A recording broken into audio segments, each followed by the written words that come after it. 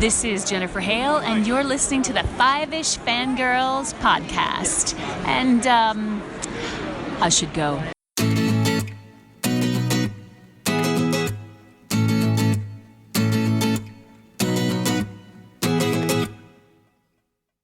The tangents as we continue all the way to episode 200 and not 200, please. 500. Good Lord. I don't even have a football hangover. I went to bed early last night before, there was barely a score on the scoreboard. Anyway, it's not like riding a bicycle, kids, apparently. Episode 520 of the Fiveish Fangirls podcast, and I was meant to say is we're going to draw some names out of a proverbial hat for the 25th time. Woohoo! Really? We've done it that many times? Yes. We planned this, right? Yeah, absolutely. Every time. Welcome everyone to this week's episode of the Fiveish Fangirls podcast. So glad you could join us. Let's start off like we do. We'll see you join us this week. This is Brittany and Bangle. This is Holly from Wisconsin. And this is Rachel in Indianapolis, Indiana. Hello, everyone. Hello. We're back. Yes. We're back. Yes. In the words of Medea Hurley. Mm-hmm. Oh, so sorry about that, but in at least partially, in our defense, things literally snowballed. Yeah. Yeah. So Figuratively and literally. I got officially slightly over a foot of snow. Mm-hmm. Holly, I think you got more. Well, that snowfall that missed us. We just got the cold. Yeah. I know Brittany was projected to get quite a bit. Yeah. I did got caught, but it's still like I went out to go take out the trash today, and I still struggle with the trash can, even though we had made paths for it. I'm like, oh my goodness. Mm-hmm. Yeah. So that threw a wrench in things and I finally have a fuller voice back because I wound up getting some sort of crud where I was coughing nonstop, and I would be barely lucky to have a voice by the end of the day. Yeah, it is still solidly cold and flu season, so yeah, it's been the last couple of weeks have not been fun. No. Let's just put it let's put it that way. So, but you know what? We're gonna get back on a horse and tally. Hold it for an 8 count. Hold it for an 8 count. And hope we win. Yeah. So, woo. Well, let's see if we remember how to do this. Starting with the news. So unfortunately, I think things have happened. 10 o'clock. Yeah, some 10 o'clock news. We lost Catherine O'Hara, who is, we've covered. Well, let's see, we've done Home Alone, we've done Beetlejuice, so those are two of her biggest. For those of us of a certain age and demographic. And target audience, so obviously she started before that with Second City and all that. And Eugene Levy and did things like Mighty Wind and Best in Show and some of those other kind of kooky indie comedy type films. And then her probably biggest role most recently, besides her return to the Beetlejuice universe, was her part on Schitt's Creek as the matriarch of the Rose family, Moira Rose. Yep. who did not ever know how to fold in the cheese, despite what she tried to convince his son, David. Mm-hmm.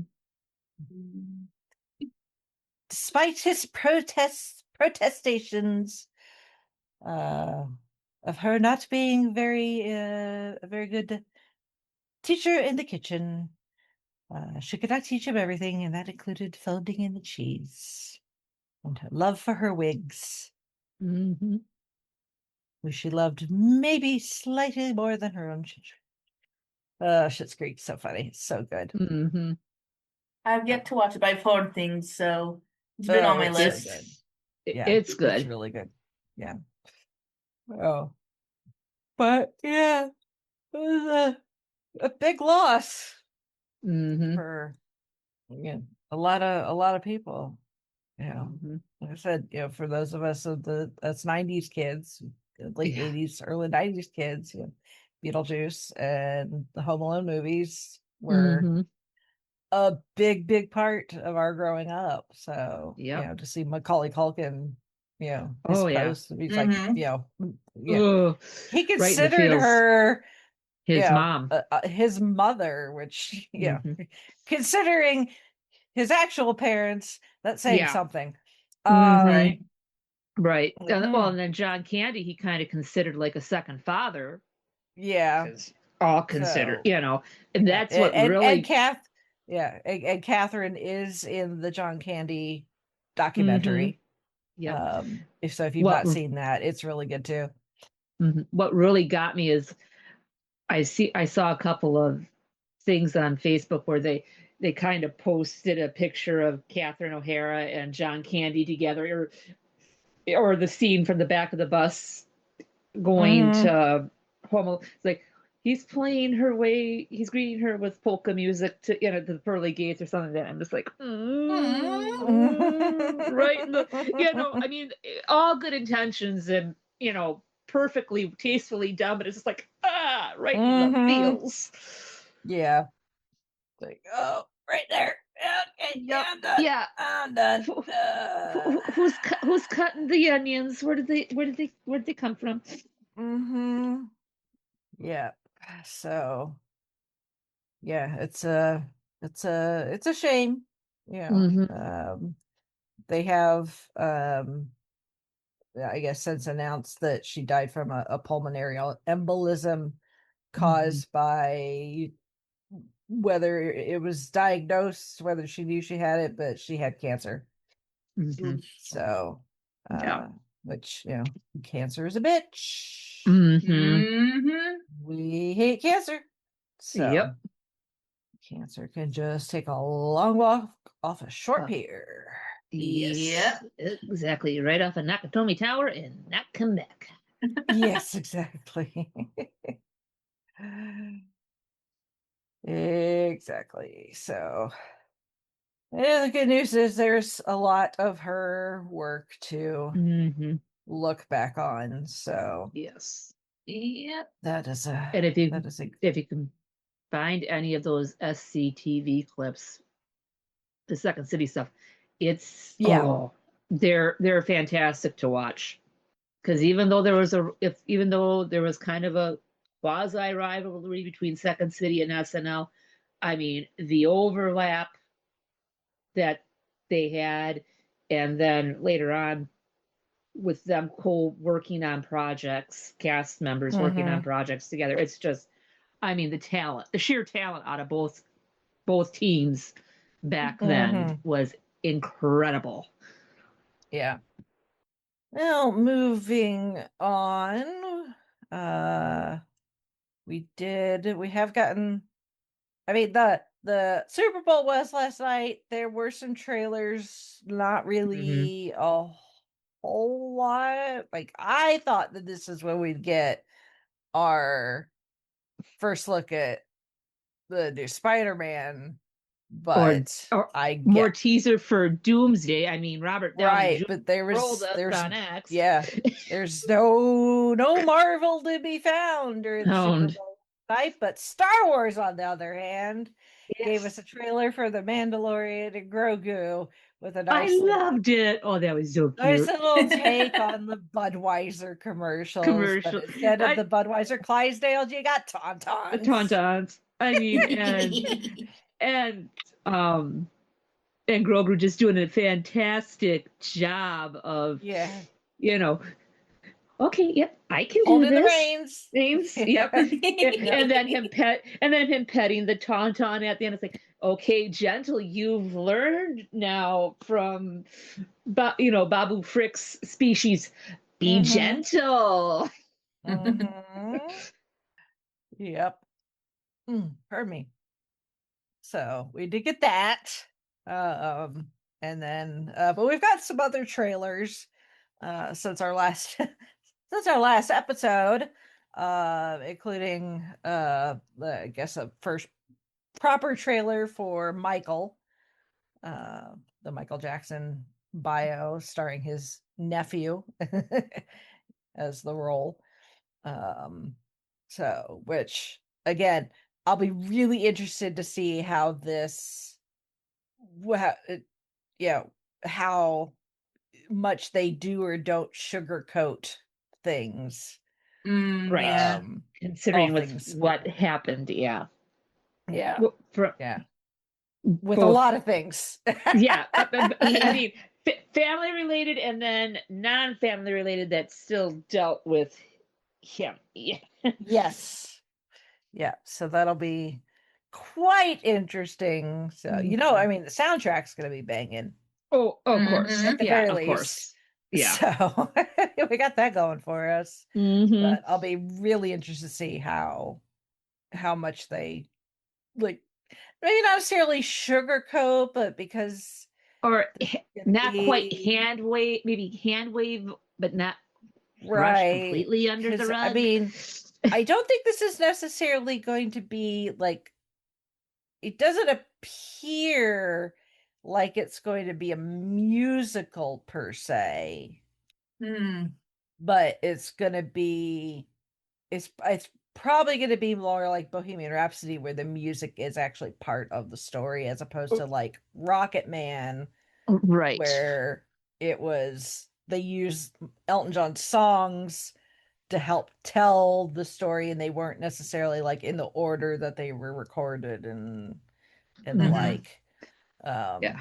So my guess is it's going to lean more towards Bohemian Rhapsody would be my my guess. So, which I think maybe that will lead it a bit more towards it being less hand wavy. So, Yeah. not that Rocket Man's not good. It was fabulous. I love it.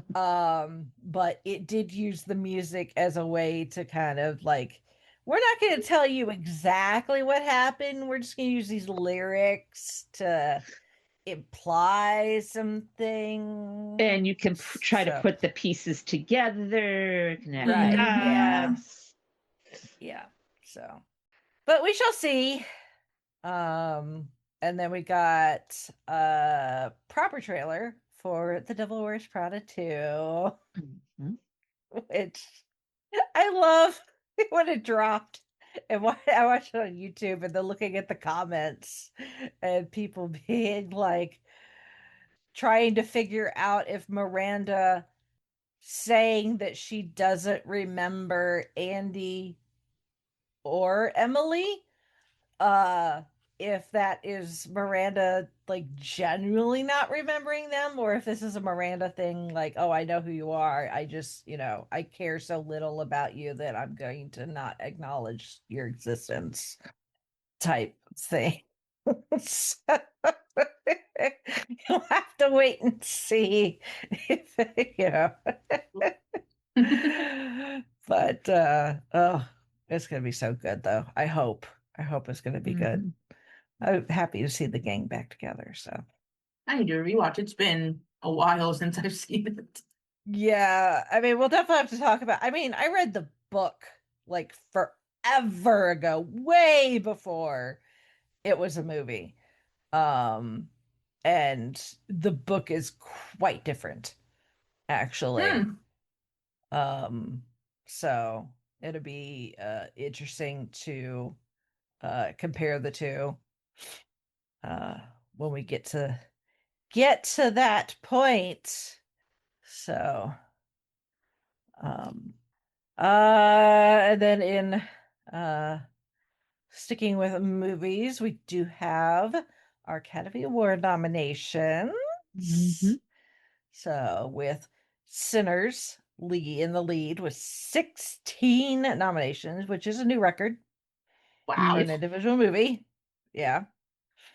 I mean, that's nominations. The wins is still 11, which is a tie Mm-hmm. with Titanic and Return of the King, I believe.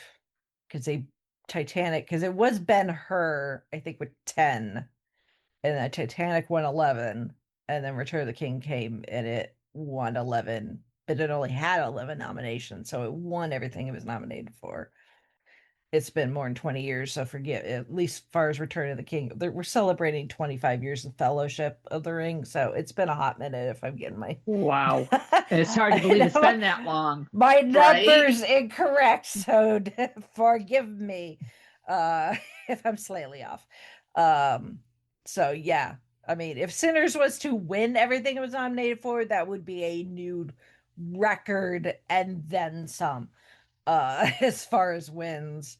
Um, but even if it managed to like tie, that would be quite an achievement, especially for a film that is directed by an African American and costumes done by an African American, starring a large cast of people of color.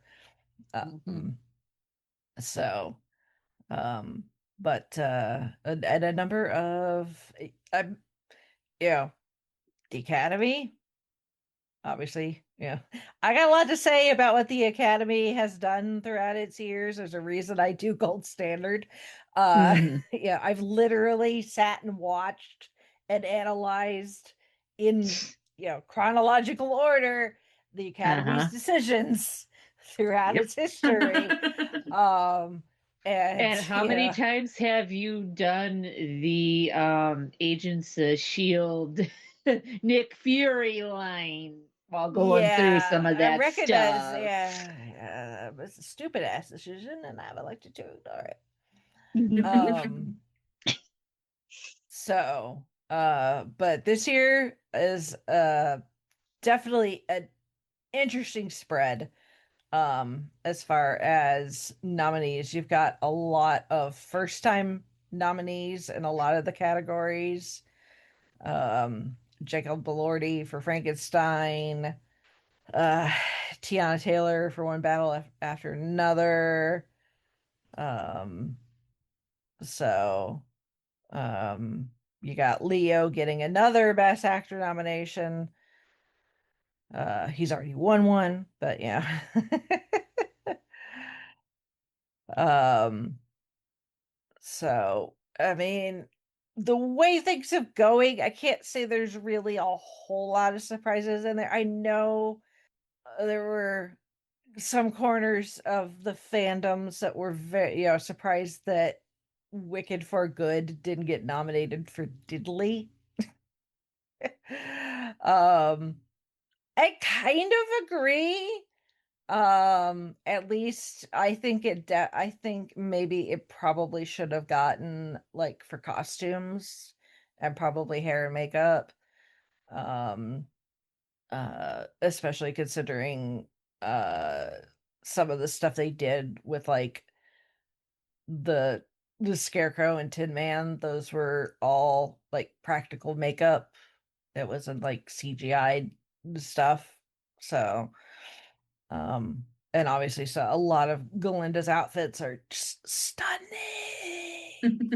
Um, but yeah, I can't say I was surprised when Wicked for Good didn't get nominated for anything as far as like the in the acting categories or stuff like that. So it had its moments, and you know, it is what it is. So we do have animated feature. We have K-pop Demon Hunters continuing its reign all over everything, both animated feature and for original song. For Golden, so we'll see which one, if not both, that it walks away with. I'm making them both personally, but that's me. Um, um, recently reviewed on Gold Standard, the Oscars podcast. First time we have reviewed a movie with Oscar nominations before the ceremony has taken place. So, yeah. Yep, we've never done something where like we get to the if we were the Academy and it's like, oh wait, it hasn't happened yet. Head of the curve. Yay! Yay! So we're right that golden wave. So yes, we are doing another competition this year. We have 2 teams. And but because we've the turnaround, unlike in previous years, the turnaround from like the other awards to the Oscars the past few years have been really quick. This year we have quite a wait. Actually, the Academy Awards are literally not for more than a month as we're recording this. So we've got quite a lot of time to watch the stuff that's nominated and make our decisions, and we'll see which team comes on top this year. So there is that and a little bit of convention news. PopCon has started making guest announcements. We're also slightly under 90 days from PopCon, which is rather exciting. Finally, he was scheduled to be a guest at PopCon several years ago and then had to unfortunately cancel. And we've all been kind of anxiously waiting to see him come back. But Patrick Warburton is we're gonna try again to get Patrick Warburton as a guest at PopCon. So, which our listeners and know how much we love The Emperor's New Groove. Kronk is one of the greatest sidekick characters in all of Disney history. And misunderstood. If not one of the just best animated characters in general in Disney history. Right. So, and of course, those of us that are fans of the Disney parks, he is also our lead air steward for Soarin', the attraction at the Disney parks. So, and he's floating squirrel, among other things. Come on. Yeah, right? squeaking, Squeaker, squeaker, squeaking. So that is exciting. I hope he actually can make it this time. So, and then as of today, actually as of yesterday, as recording this, badges for Gen Con are now on sale. Yay! There is that. You gotta get your badge if you want to get in the hotel block. So there you go. It'll be here before you know it. There is that. And then we are in a new month, so that means book club update. Yes, so this month's book is Dracula. It is let me double check here. I want to say it's a first. I want to say it's a first Doctor. Sorry, I apologize. Not to be confused with Dracula. Right. Completely different character in a completely different universe. Yes. Although Dracula does exist in the Dresden universe as well, but yes, Dracula does not like being confused for his is it his nephew? I think son? So. Yes. I forget. Some Dracula's sort of relative. Dracula's an Dracula came exclamation first. point. Yep. Yes. Dracula's an exclamation point, and it is a first Doctor story. Very, very good. All right. Let's move on to feedback. That's some feedback from Shalane. Oh, she starts off. Hi, friends. Sorry for too much feedback and resending. Shalane, there's never anything as too much feedback. It just sometimes it's not that you send too much, it's just that I get a little confused if there's multiple emails in the inbox, but that's on me. Neurospicy brain don't always fire on all cylinders like I'd want it to. So uh oh. I just want to be more specific, like when I was writing an argument paper for school. That's fair. I've also decided to send feedback for gold standard to this podcast because it's much better to keep it all together instead of repeating the same things for each podcast. I hope you girls forgive my feedback. Not a problem. I am the center of that Venn diagram. So yeah, all good. All right. Going back to Stranger Things, I did read A Wrinkle in Time and saw the movie with Oprah Winfrey. I also worked on this feedback while I was watching season 5.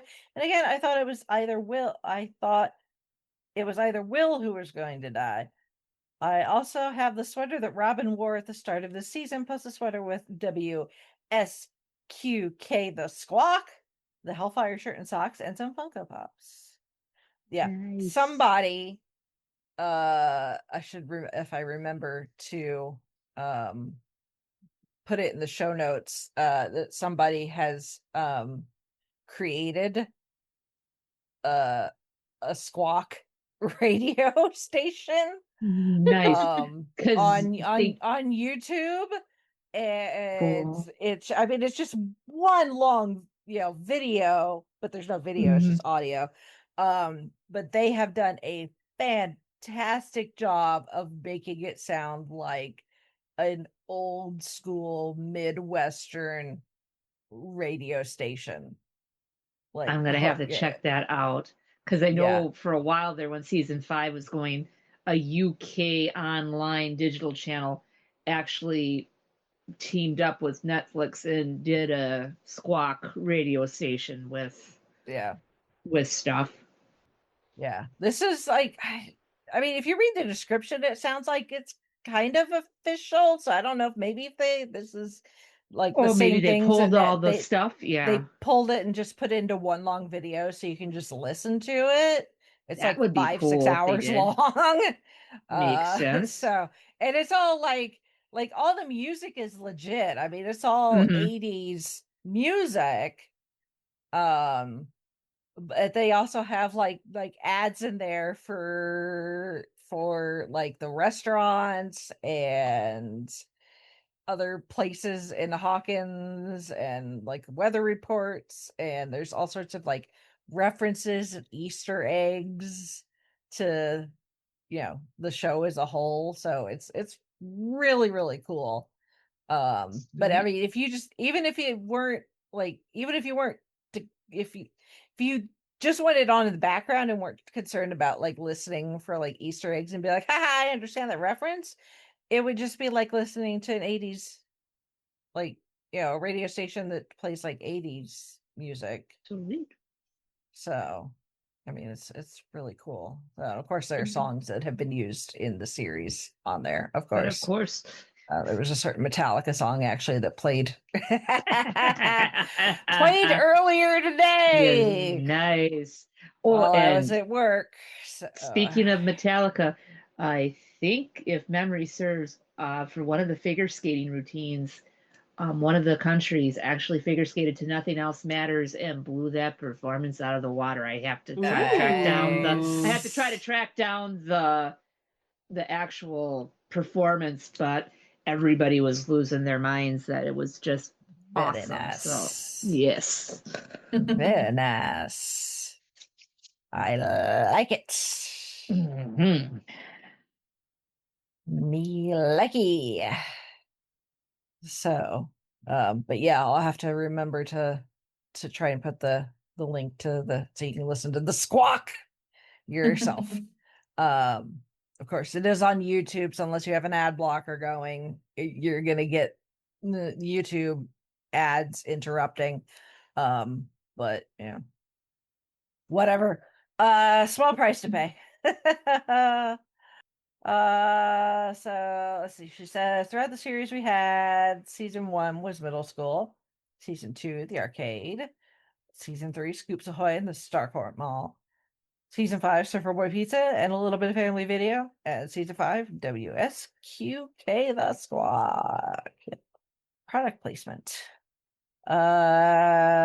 She says the best and most iconic scenes from each season. Season 1, Elf flips a van over with her mind. Season 2, Elf closes the gate. Season 3, fireworks in the mall. Season 4, volume 1, Max lifting with running up the hill playing. Volume 2, running up that hill remix. Season 5, Will becomes a sorcerer, caretaking on the Demogorgon.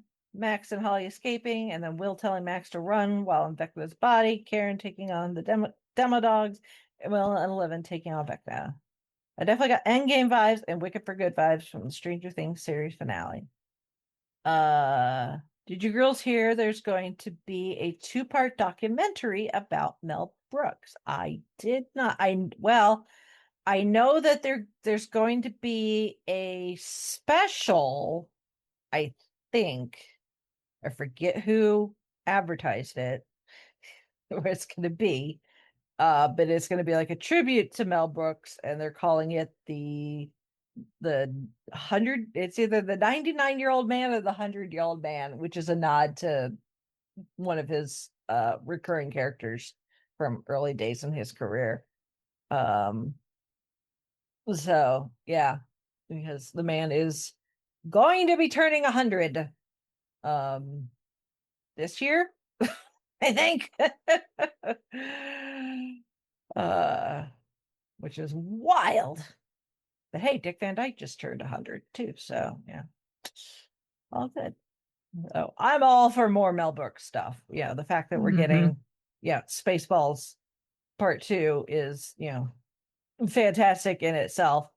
But yeah, he's just a legend. I love Mel Brooks. So all right, moving on to the Oscars. Now on to the Oscar nominations. Bummer that Wicked for Good didn't get nominated for anything this year, probably because Part 1 got nominated for a ton of things last year and won a few, pretty much. Avatar Fire and Ash got nominated for 2 categories. I'm sad Miley Cyrus's song didn't get nominated. This is also the first James Cameron movie not nominated for Best Picture since True Lies. That's quite a run. I was right that Sinners, Begonia, again, anything with Emma Stone gets nominated, and Hamnet, we're going to get nominated for Best Picture. So far, K-pop Demon Hunters won a Golden Globe. Let's see if it'll win an Oscar. Maybe, maybe not. And if its song will win again. Again, K-pop Demon Hunters was done by Sony Animation. Yes. I fully expect K-pop Demon Hunters to walk away with both. I'm sticking my flag in that hill right there. Bang. I'm still waiting for when you girls will talk about Into the Spider-Verse and Across the Spider-Verse, both on this podcast and on Gold Standard. Get to it, I promise. It's on the list. Promise. Our list is getting TARDIS-like. It is. It very much is. Speaking of Emma Stone, she always gets nominated for awards. Hamnet is produced by Spielberg, and yes, anything Spielberg does gets nominated for the most part. Side note, it's not because it's not a award ceremony we really cover, but the Grammys occurred recently, and still Steven Spielberg won a Grammy for his work on the John Williams documentary, which means Steven Spielberg now has an EGOT. Yep. He is now an EGOTer. So, boom. Since the first Black Panther was directed by Ryan Coogler and got nominated for Best Picture and other categories, and Ryan Coogler directed Sinners, I guess anything done by Ryan Coogler will get nominated too. We shall see. I mean, so far his career is looking very, very positive, very upward. So, it would be cool to see Ryan Coogler win Best Director for Sinners. I mean, somebody has got to break that particular ceiling at some point. Although, again, gold standard, I have said twice, the Academy has had the opportunity to give it to Spike Lee, and they fumbled it both times. So, I mean, he did finally get an Oscar, but it wasn't for directing. It was for screenplay. So, right. I mean, not that that's nothing to sneeze at. But... No, as Zan likes to say, that is the honorary best picture consolation prize. Consolation prize. So, like, sorry, you're not going to win Best Picture. You're going to get screenplay instead. Sometimes. Yeah. Oh my. So, but yeah, I mean, Ryan Coogler, absolutely. Yeah, I would love to see him win it. But he is definitely a very, very, very talented director. So, and I haven't actually seen the movie yet. I haven't either, but I've heard very, very things. good things about it. Yeah. So yeah. Which, no offense to Paul Thomas Anderson and Leo, but I don't like Leonardo DiCaprio. Which any of our gold standard listeners will know. That's not a surprise. She continues. I also read why Wicked for Good and Avatar Fire and Ash didn't get nominated for Best Picture this year. The Academy decided to not nominate high budget franchises for Best Picture this year, which is, am I surprised? No. Cue my shocked Pikachu face at this revelation. Whatsoever. I'm going to insert the Iago sound clip here. Oh, there's a big surprise. That's an incredible. I think I'm going to have a heart attack and die from that surprise. You were reading my mind. I was going for it. There's a reason I have that sound clip ready to go at all times. Nice. Because unfortunately, shocked Pikachu face does not work in audio form. No, it does not. Visual, yes. Audio, no. Yeah. Thankfully, we have Iago. Yep. So, thank you, Gilbert Godfrey. Yes. Continuing to something else Shalane knows very well. Musicals. Since Wicked for Good didn't get nominated for Best Picture this year, here are some other movie musicals that weren't nominated for Best Picture in the past. Some classic stage to screen adaptations like The Phantom of the Opera, Sweeney Todd, Into the Woods, Guys and Dolls, Oklahoma, Carousel, South Pacific, and the like.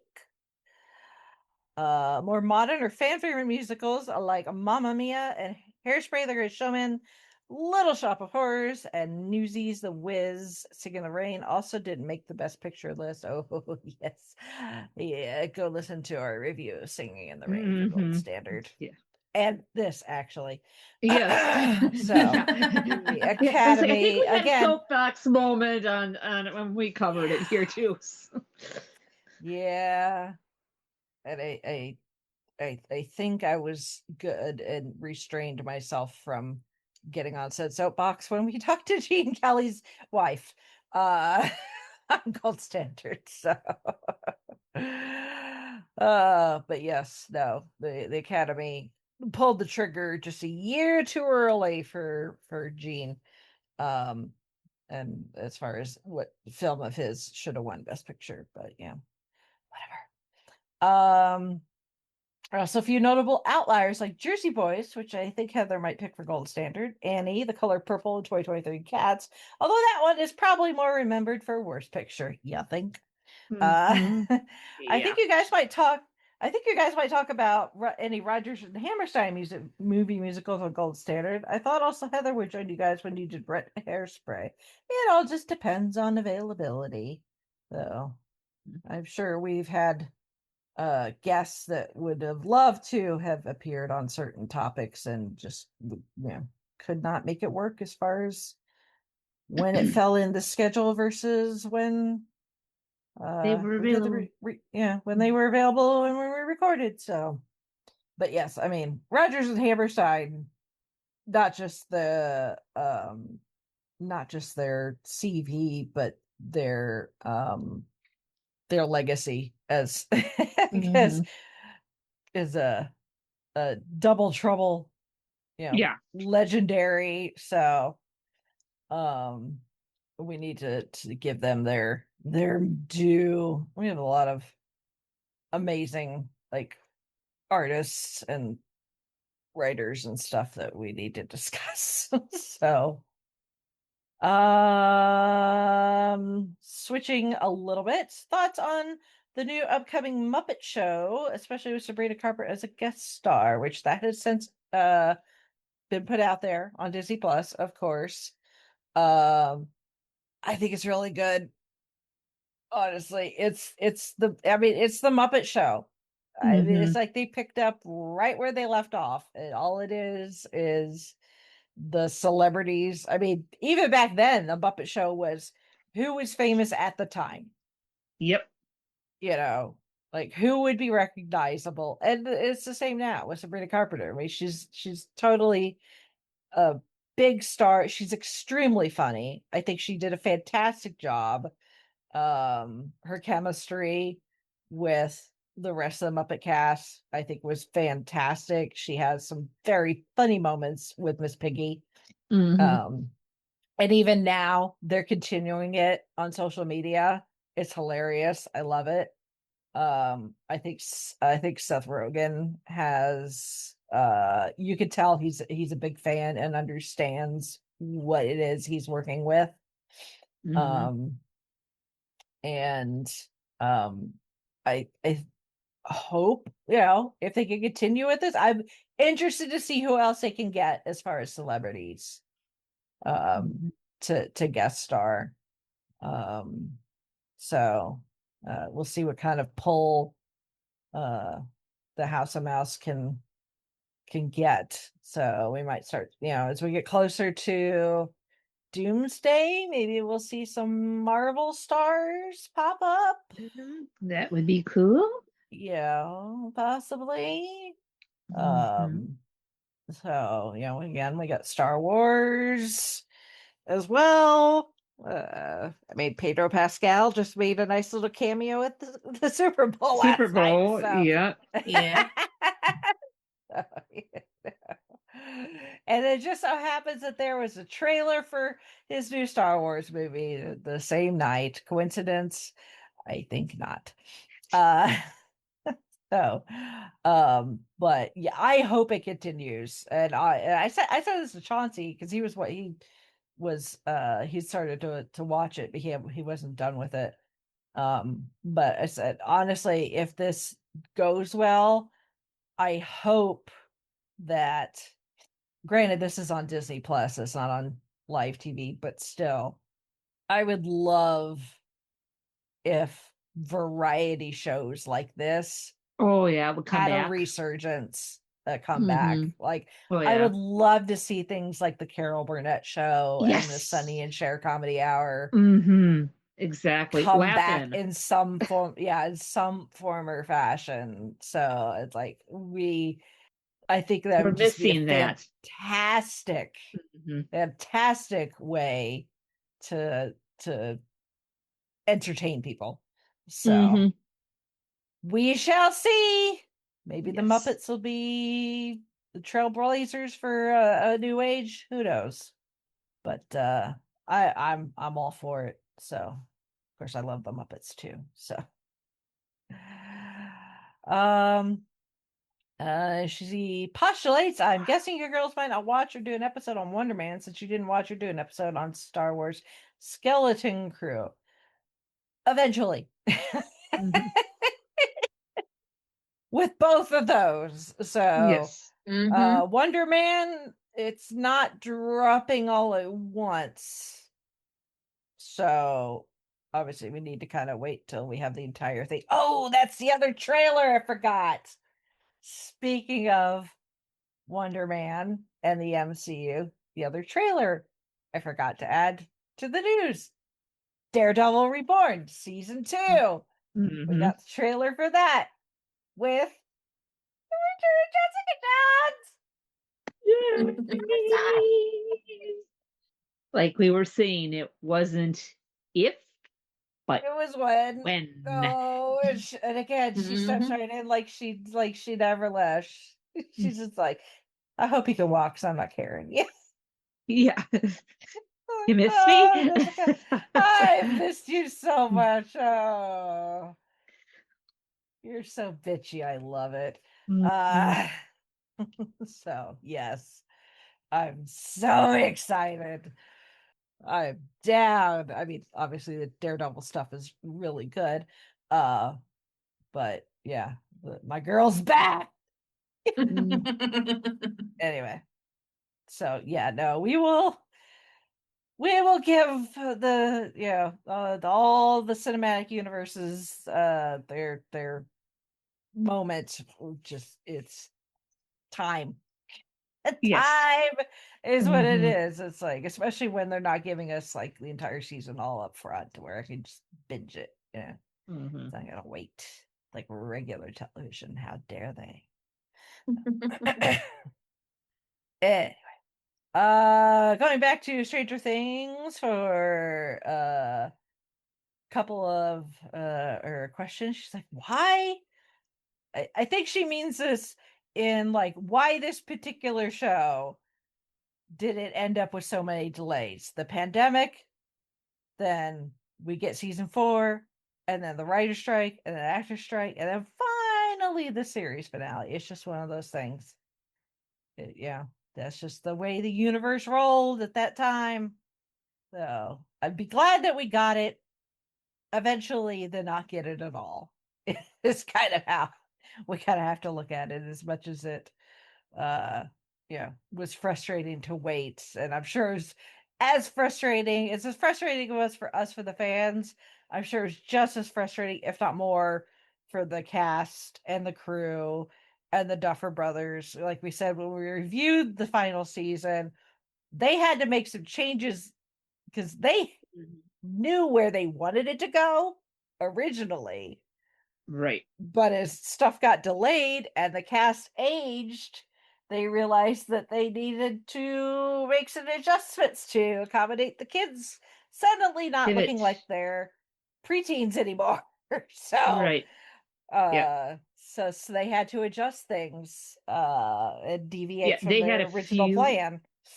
They had a few more roadblocks than Supernatural did when it came to this Yeah. final season. Let's just put it that way. Yeah, exactly. So which is again why I somewhat give them some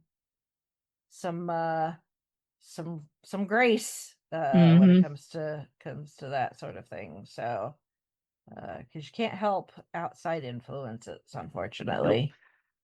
um um and then she says, lastly, we got a first look trailer of Yoshi in the new Super Mario Galaxy movie. Yes. Yay, Yoshi! Mhm. Yes, Yes. yay, Yoshi! I'm just like, oh, I'm going to love you. Not that I already Right? did to begin with. I love you even more. Yeah. Ever since Yoshi has became, became a character in the Mario universe and the video games, I think we've all had a little soft spot for that crazy little dinosaur. He's another Yeah. he's another little precious cinnamon roll that we need to protect. Yes, Exactly. very much. thank you, Shalene, for your feedback. Yes. And as I not so eloquently tried to say at the top of the show, we are going to draw some names from a proverbial hat. In this case, it's a online wheel of names. Hashtag not a sponsor. Of various celebrities, and is gonna pick one at random, and so we're gonna talk about said person and what we know about them, or maybe don't know, maybe learn some things. So get your IMDb's and your Wikipedias open, and try to make things a little easier on us. Instead of putting every single name that we've not done yet, because that is still a very long list, I've pared it down. There's only 24, which is still a lot. But otherwise, this wheel was going to be like, I can't even read the names on here because it is so full. I could just imagine. Yeah, teeny right? slices, Like, yep. So we're going to give the wheel a spin.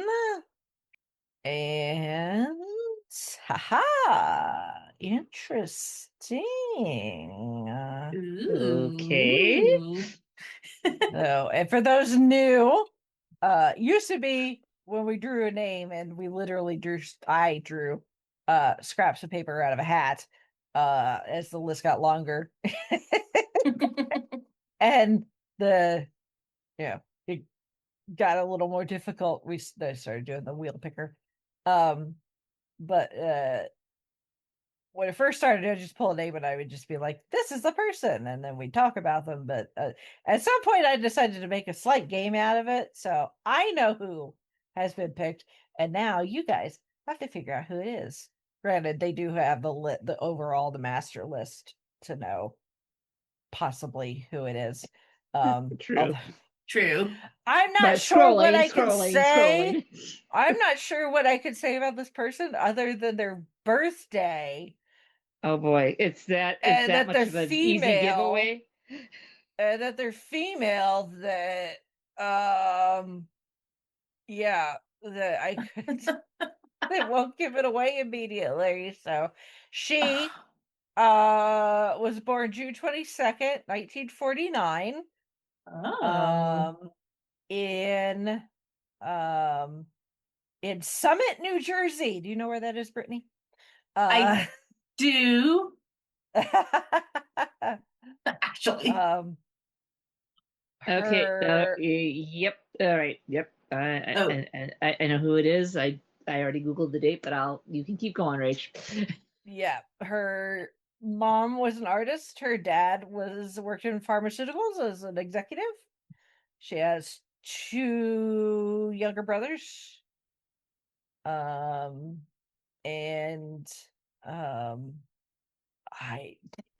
about all I can give. We have reviewed a few things that she has starred in. Yes. Okay. Some very recent with a current TV series that we have been watching. Maybe. She's been in there's a movie that she's been in that's been musical based that did get name dropped in one of Shalane's feedbacks. Yep. And she's got a movie coming up that we may have talked about the trailer of. I was going to say, we just technically mentioned what. Yes. Yep. Yes. Described as the best. There's that's a Freudian slip. I channeled Oliver there for a second. Best actress of her generation. That would be Meryl Streep. Yeah. Rachel, you haven't been hitting the dip, have you? I might have, to be honest with you. I think I channeled my inner Oliver Putnam there for a second. Yes, I think you did. I think you did. So you can have that one, Martin Short. Sure, yeah. Oh, yes. Oh, where do we start with her? Oh my goodness. I mean, yeah. her CV is just, it is so full, and she's still at it. Right? Yes. Is the thing. I mean, she's, like I said, she started, in New Jersey. Um, her mother was very encouraging encouraging of her daughter from a very young age. And she let's see, she attended Cedar Hill Elementary School. In junior high is when she had her first taste of acting. She starred as Louise Heller in the play The Family Upstairs. And let's see, it's 1963. They moved to Bernardsville, New Jersey. Again, you know where that is, Brittany? I know I've heard of it, but I don't know where. Yeah, can't say you've been there. I don't think so. Yeah. Um, Okay, I and looked it up. I know the area ish, kind of. yeah. She was selected to sing at a school recital, so she had opera lessons. Um, even though she realized that singing maybe necessarily wasn't her thing, although it'd still come in handy, obviously. Mhm. Uh, um, but she quit opera lessons after 4 years. She was a high school cheerleader. She was homecoming queen her senior year of high school. Um, it wasn't until college that she um, really got bit by the acting bug. She went to Vassar, and she demonstrated an early ability to mimic accents and quickly memorize her lines, which that was always my biggest issue, was memorization. Can't remember crap. So, so she earned her Bachelor of Arts in Drama, graduating cum laude in 1971 before applying for the MFA degree from the Yale School of Drama. She worked while going to school. She worked as a waitress and a typist. And at one point, she was burning the candle at so many ends that she developed ulcers. And Oh, she thought geez. maybe about quitting acting and switching to law. Well, glad Uh, that didn't happen. Um, what would be more stressful, acting yeah, or going to law school? yeah. So, I mean, even then, she was doing a little bit of everything. One of her teachers was actually Robert Lewis, who is one of the co-founders of the Actors Studio. Um, so she graduated with her MFA from Yale in 1975, and she enrolled as a visiting student at Dartmouth. It's apparently no wonder she was overworked. She had enrolled at Dartmouth at the same time. And got an honorary Doctor of Arts degree from there in 1981. She moved to New York City in 1975 and was cast in a production of Trelawney of the Wells, which apparently tells the story of a theater star who attempts to give up the stage for love but is unable to fit into conventional society. And she starred in that, or was cast in that, opposite Mandy Patinkin and John Lithgow. Oh, wow. Yeah. Her first year, she ended up appearing in 5 more roles just in her first year in New York, including the New York Shakespeare Festival productions of Henry V, The Taming of the Shrew, and good Lord, she worked with everybody, even early on. Taming of the Shrew with Raul Julia. Which, you probably know him best for as his role as Gomez Adams. Yeah. So, let's see. She also did a play opposite Sam Waterston, who, of course, would go on for a lot of us as one of the very recognizable faces from the OG Law and Order. And John Cazale, and actually she and Cazale were in a relationship, and she lived with him until he died, unfortunately 3 years later. So she really didn't have any interest in film until she saw Robert De Niro in Taxi Driver. That movie changed the lives of a lot of people, for better or for worse.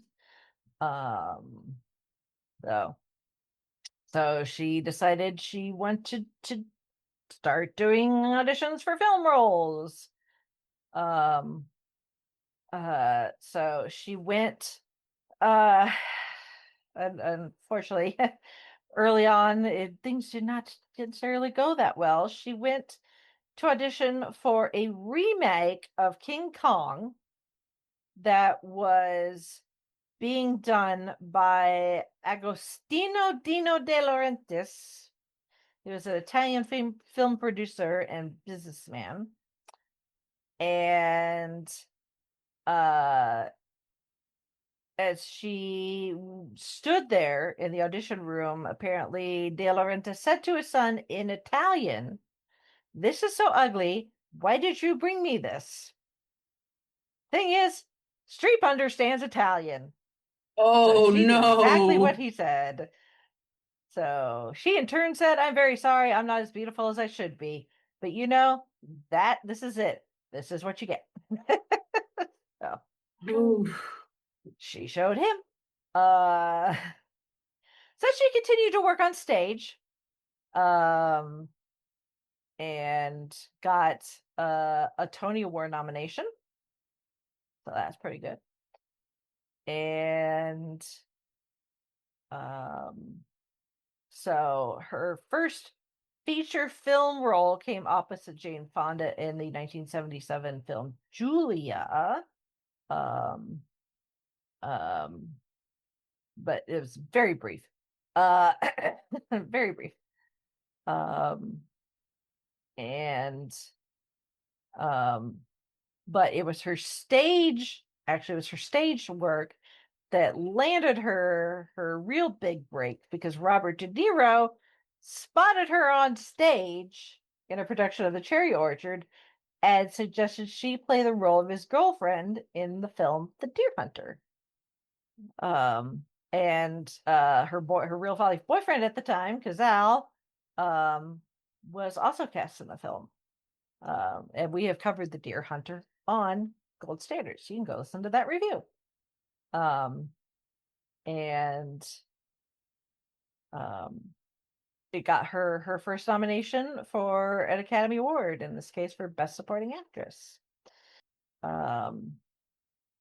Unfortunately, while her career was looking up, her personal life was not doing well, because Cazale had been diagnosed with lung cancer, and unfortunately eventually passed in 1978.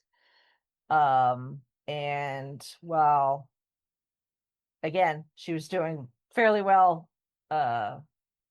career-wise, she won a Primetime Emmy Award for Outstanding Lead Actress in a Miniseries or Movie for the 1978 miniseries Holocaust. she she did she said that she was trying to divert herself from the grief of Cazelle's death.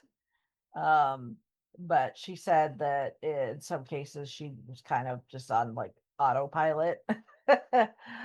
Not necessarily giving it her best. And then she was cast in Kramer versus Kramer opposite Dustin Hoffman. And it also won Best Picture. So we covered that on Gold Standard. We covered a lot of Meryl Streep on Gold Standard. And she and Dustin Hoffman did not get along well together. Oh.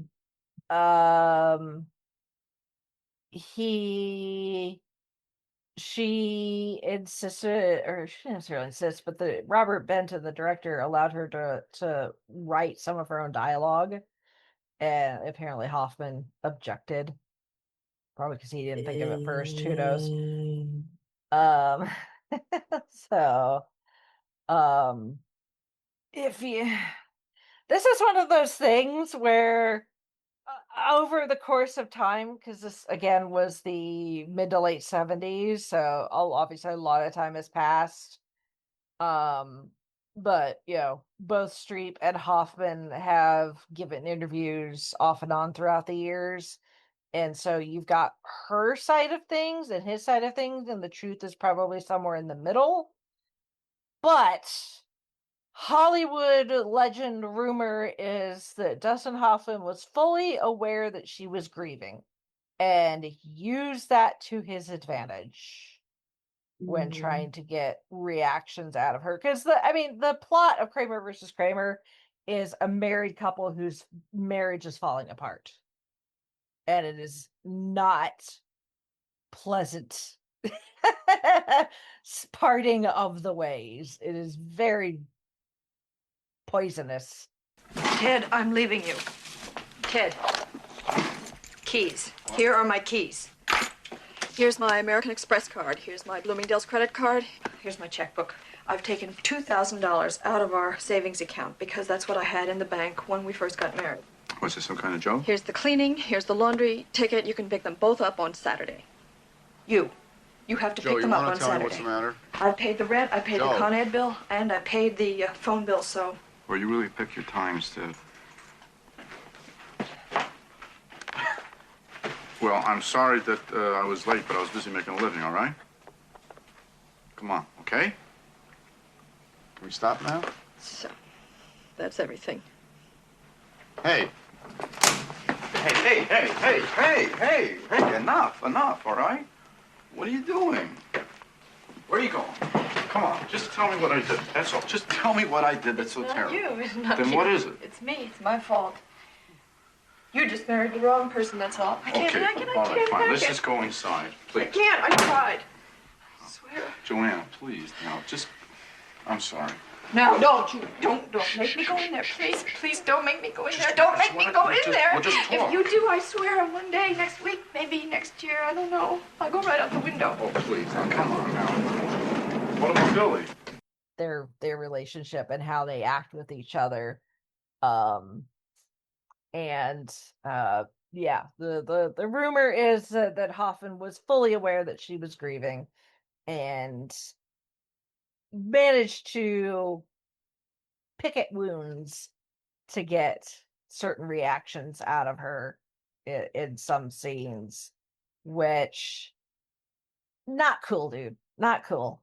It's one thing to work with a scene partner, especially at a roles like this where it's pretty much them the entire movie, other than the kid that plays their son, and occasionally their characters interacting with other people, but really it's just the two of them.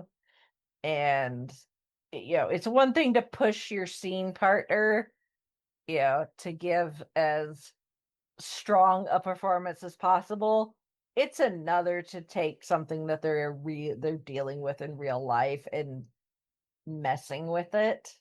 Mm-hmm. That's just like psychologically, that's just not cool.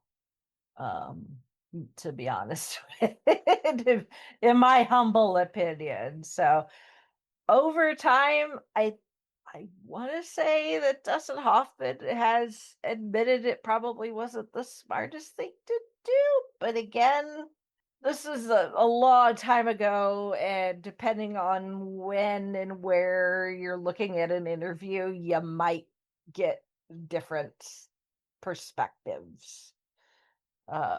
But that is the ongoing, at least, story as far as I'm aware with the making of that particular movie. So I mean, both of them give great performances. I mean, like I said, it is brutal to watch this, this marriage fall apart.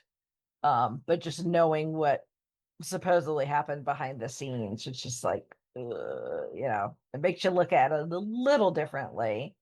Um, so, that being said, she won the Golden Globe Award and the Academy Award for Best Supporting Actress for that particular film, which she left the Oscar in the bathroom after giving her speech.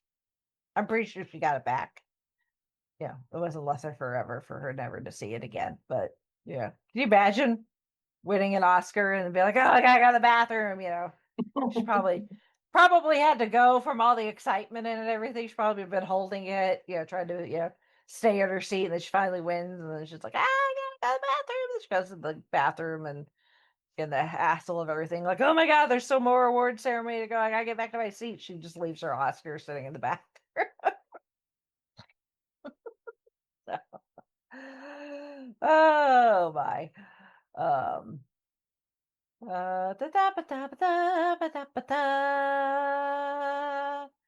So moving on to the 80s.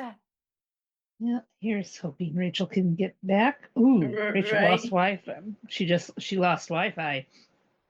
Uh-oh. Yeah, that's not good. Well, if you're looking for a new book series to add to your to be read pile, I've got one. It's called the Dungeon Crawler Carl series by Matt Dinneman. That already sounds awesome. It's kind of like a D&D. The premise is this alien race kind of comes into Earth and they do this game show where you have to crawl through dungeons, and the main character is named Carl, and he has a sidekick which is his ex-girlfriend's pet cat. Apparently named Princess Donut from this Google search. Yes, and it is. Oh, it is so. It is. I am on book 4. It is so good. If you have Audible credits to burn, I have a lot of Audible. There's 7 books. I would highly suggest doing the Audible because they are good. Because I mean, the books, Barnes and Noble had a bit of a sale, so I grabbed all the hardcovers that's got extra little bonus story. I'm back. Yeah. Hey. They can be doorsteps, but they are good. They are funny. Ooh. Yeah. So sorry about that. That's okay. That's right. Brittany and I were both like, we thought it was us. Yeah, because you were talking about like have no idea where. Usually I I'm have the no one that idea where it crashes. actually cut off. So anyway, where were we? The 80s. 80s, yes. The French lieutenant's woman. I have no idea what it's. Apparently, it's a story about a French lieutenant and his woman. Sounds. What is she used an English accent for the part? Something that she has done many times since. Even though she was not necessarily thought she was the best fit for it, she got a BAFTA. So Let's see. Da-ba-da. She did Still of the Night, which I have not seen. Oh yeah, that's big role for her. Sophie's Choice. Mm-hmm. Very, very heartbreaking. Yes. Heartbreaking movie. So the fact that she'd already been in a production that had to do with the Holocaust probably helped when it came to this particular role, because she plays a survivor of Auschwitz. And she, while the author of the novel, William Styron, wrote it with Ursula Andress in mind. Which, if you know your James Bond, she is the OG Bond girl, Honey Rider and Dr. No. But Streep apparently really wanted this role. So, that got her first Academy Award for Best Actress instead of Supporting Actress. And then she plays Karen Silkwood in the movie Silkwood, which is based on a true story. Has her, Kurt Russell, and Cher. Screenplay was written by Nora Ephron, actually. It's Nora Ephron, not just rom-coms. And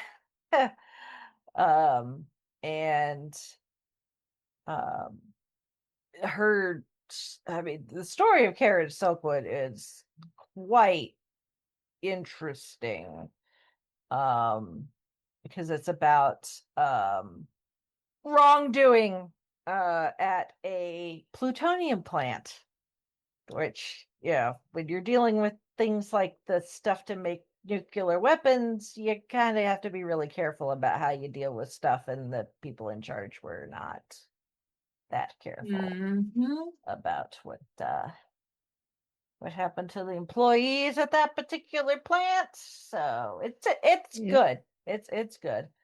I mean, she did Out of Africa in 1985. Once again, we have covered that on Gold Standard. That's opposite Robert Redford. At first, Sidney Pollack, who directed, wasn't too sure about Streep because he didn't think she was sexy enough. Shows what he knows. Once again, she's playing a real life person. In this case, Danish writer Karen Blixen. So, but it got her another Academy Award nomination for Best Actress, and it won Best Picture. So again, Gold Standard. I'm going to be linking a lot of Gold Standard episodes for this.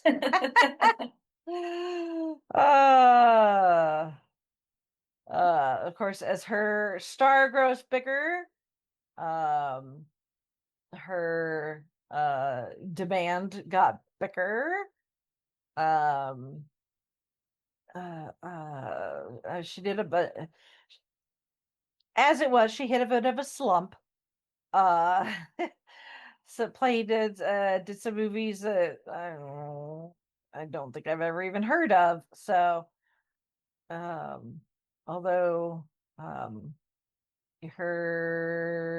she did a movie called Evil Angels in 1988, where she plays an Australian woman.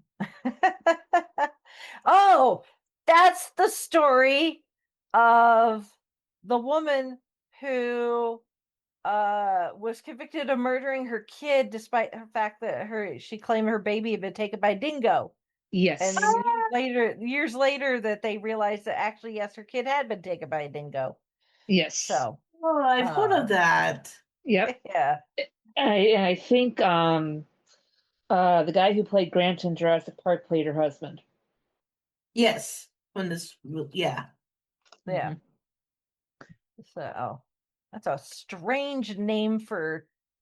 That's a strange title for a movie about that particular But event. That's I've not what I I've thought that was about. If you just told me the title, I've Right? seen Meryl it, and Streep, Evil it's Angels, good. and I'm like, is it a gangster movie? Yeah. I think it got renamed for America. I think it was like a Cry in the Dark or Cry at Night, Cry in the Night, Maybe. where they renamed it.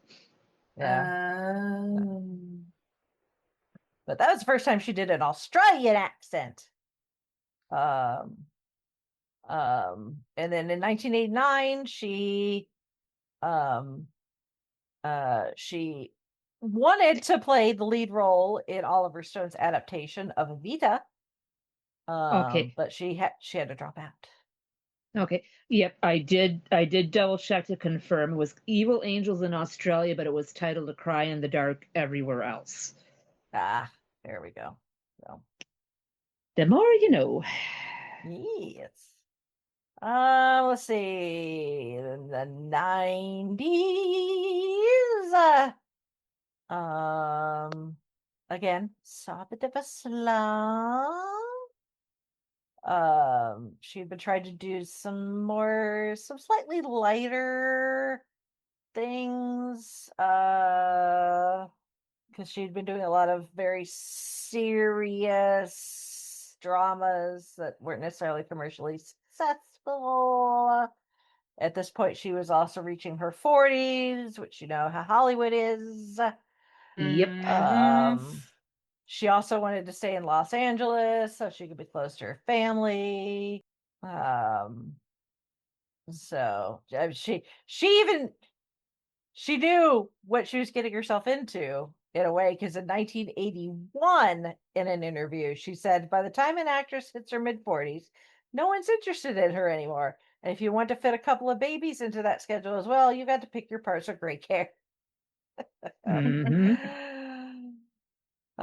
She ended up being a keynote speaker at the Screen Actors Guild National Women's Conference in 1990. It was their first national event, emphasizing the decline in women's work opportunities, pay parity, and role models within the film industry. So she did do a couple of notable films that maybe necessarily weren't hugely successful, but she did Postcards from the Edge, which Yep. is based on one of the Carrie Fisher's uh biographies. Yep. And her life in a way. Yep. And then she did Defending Your Life, which we have covered on Oh, Little Standard. that is such an awesome movie. It is. It's Yeah. worth the watch. Yep. And then she starred alongside Goldie Hawn and Bruce Willis in Death Becomes Her. Comes her, which yes. is You plotter, co-conspirator. She's dead! She is. These are the moments that make life worth living. My God, Valerie, that was horrible. It was brutal. It was stupid. The police, Valerie, the police. Oh, what are they gonna do? Put me in the gas chamber? Big But deal. what about life in prison? You know what that means to a person in your condition? Oh, you're so negative. Can't you for once just let me enjoy the moment? What about the neighbors? You don't think they heard that gunshot? Neighbors! In 12 years in Los Angeles, have you ever seen a neighbor? Oh, I gotta think. One of us has to stay rational. I am completely rational, Ernest. We're going to bury her in Death Valley, you and I. black comedy in the best way. Yep. So, yeah, it is hilarious. Yes. And so dark all at the same time. Yeah. And it's just like, what am I watching? But man, do I enjoy it. Yeah. Yeah. It's redonkulous. But it is so good. I mean, it's a Broadway musical now. Wow. So yeah, there's a Broadway musical version of it now, and it is like the fact that they figured out how to adapt this story for the stage, considering the special effects that they had to do for both her and Goldie Hawn. is rather impressive. I've seen some clips. But it was a commercial success. People didn't necessarily see her as funny. That funny. She didn't necessarily like all the heavy special effects. I don't blame her. Yeah. She did a few movies that did okay. Yeah.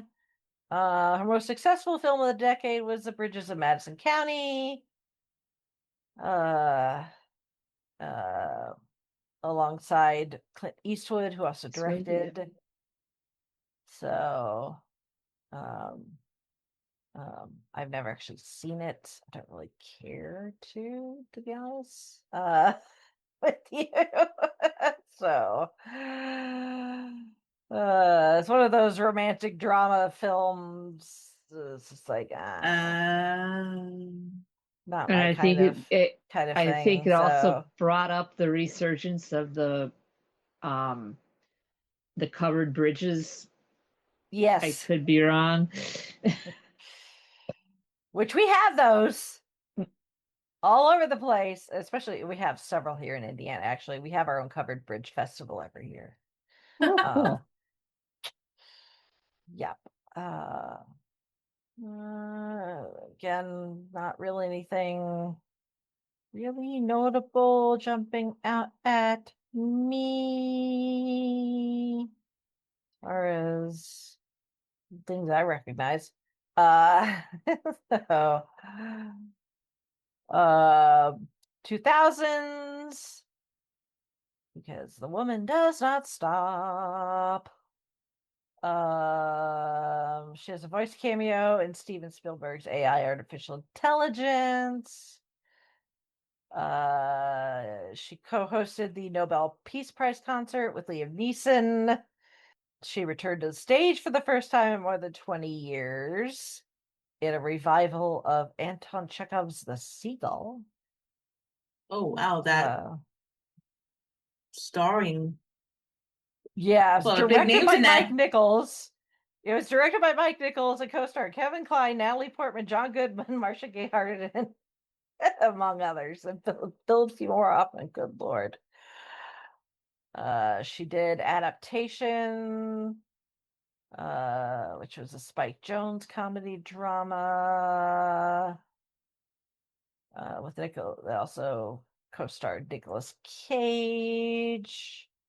That won her fourth Golden Globe in the Best Supporting Actress category. We're only in the year 2000, people. Let's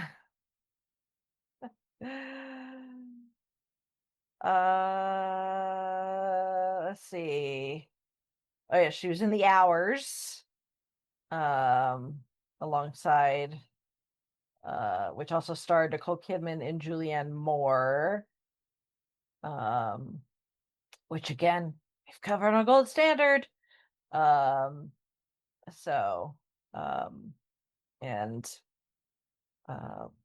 she plays a woman whose best friend is a gentleman.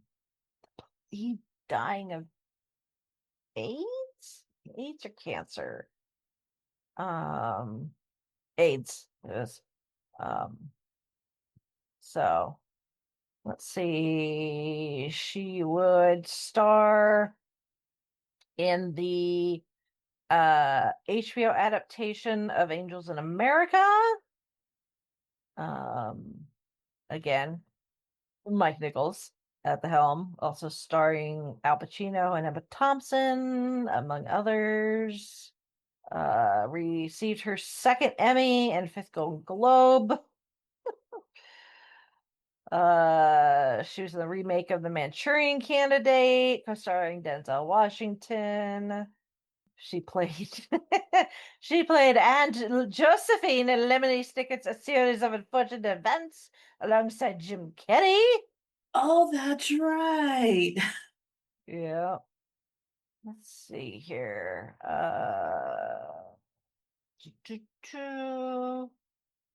2006, she would end up back on stage again.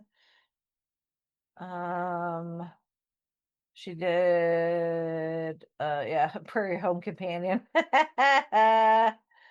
Robert Altman. This is his final film. He did movies like MASH, the film, not the TV series. Yeah. And Nashville and Gosford Park. So quite an interesting director. In 2006, so it's been 20 years, folks. She did The Devil Wears Prada. Where are the belts for this? Why is no one ready? Here. It's a tough call. They're so different.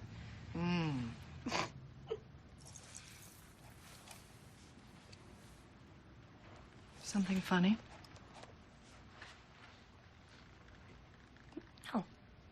No, nothing's, it's just that both those belts look exactly the same to me. I'm still learning about this stuff and, This stuff?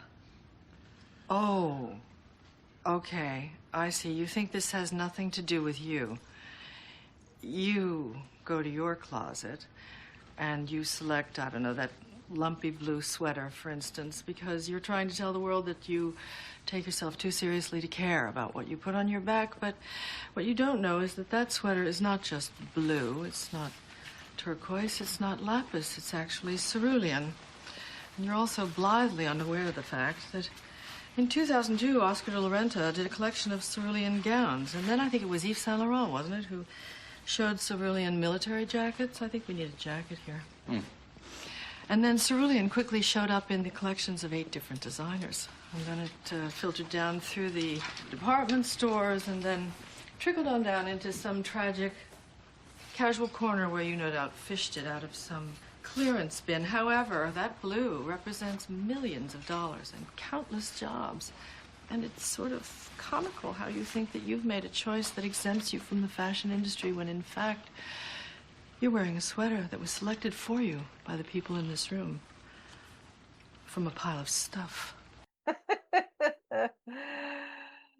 So she plays Miranda Priestley.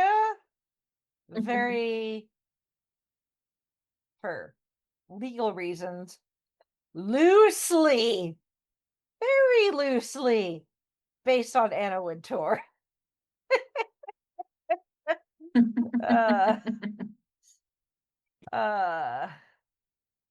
And also a very loose adaptation of the book, as I've said.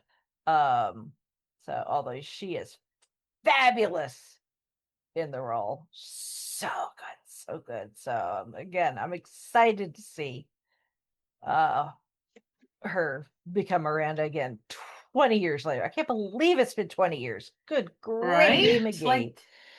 Yep.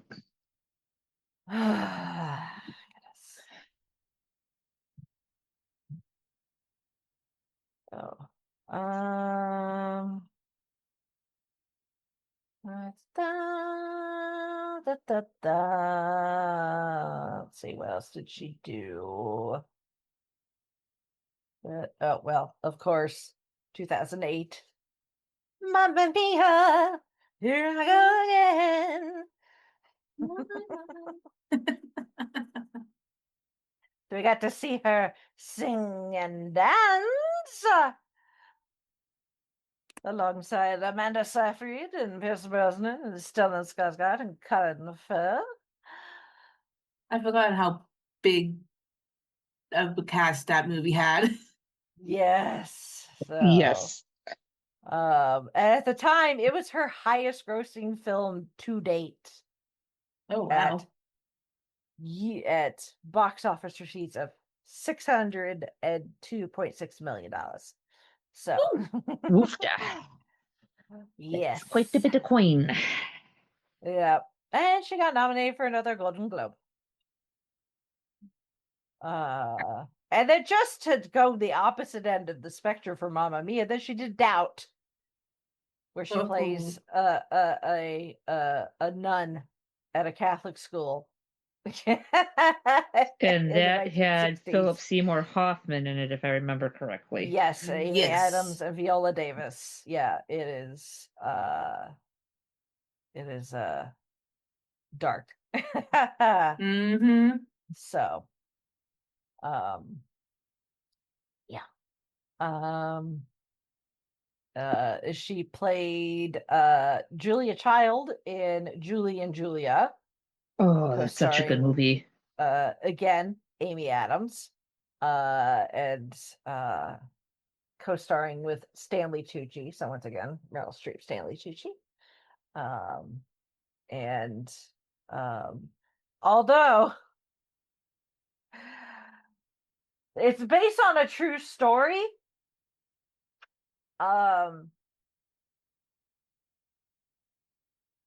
although in the real story, the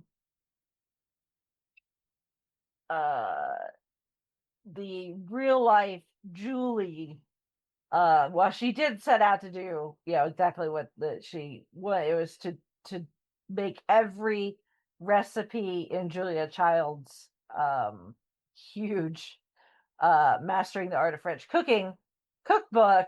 In real life, Julia Child was not that impressed actually with it, and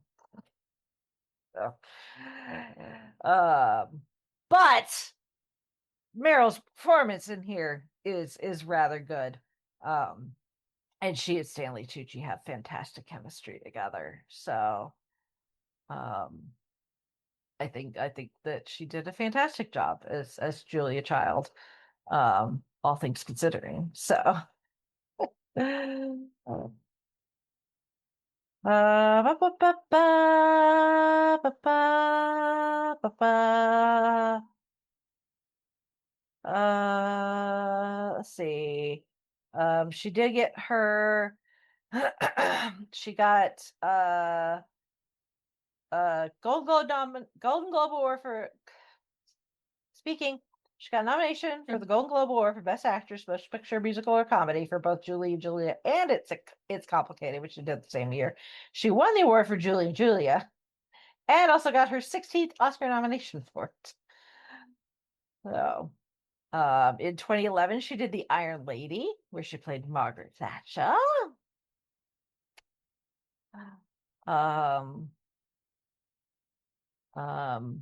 It won her third Academy Award.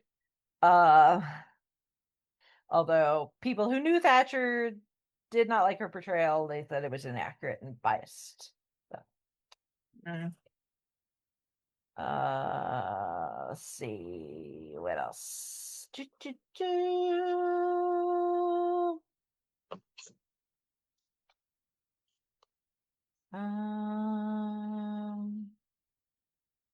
Yeah, she did the 2014 adaptation of The Giver. Mm-hmm. For better, for worse. Yep. Yeah.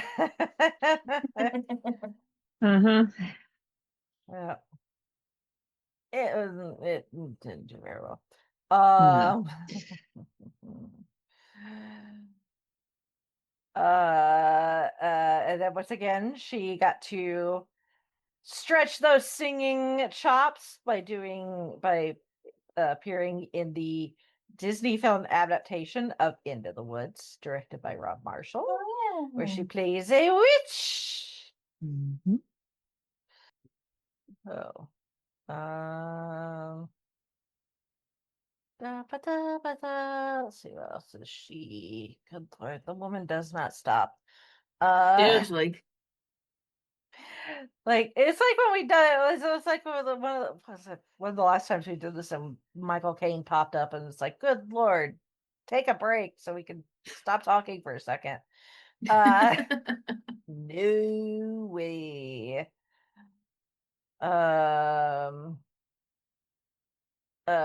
She stars as Catherine Graham in The Post, who's the first female newspaper publisher.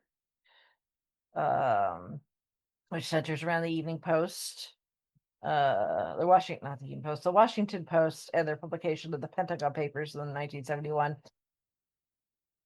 So, and of course, 2018, we got the sequel to Mamma Mia.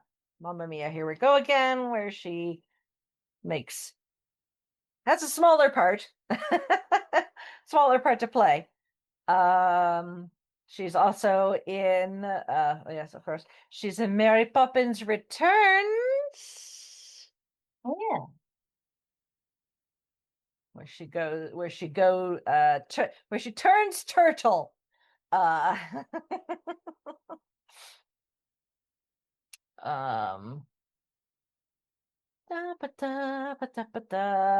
She's also done some occasional TV. She was in the second season of Big Little Lies.